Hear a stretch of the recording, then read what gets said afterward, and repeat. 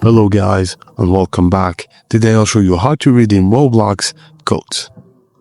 Firstly, open your browser and visit the Roblox website. Enter your username and password to log in to your account.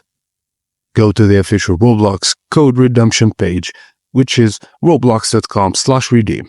You can access this page directly or find it through Roblox's support section. Locate the empty field labeled as enter your code and carefully type or paste your promo code into the box to avoid typos. Press the redeem button to submit your code. If the code is valid and unused, you'll proceed to the next step. A success message will confirm your reward. Items or perks will automatically be added to your inventory or account. You can check your inventory or game account to view your new rewards. And that's it guys, as simple as that. Thank you for watching and please don't forget to like and subscribe for more.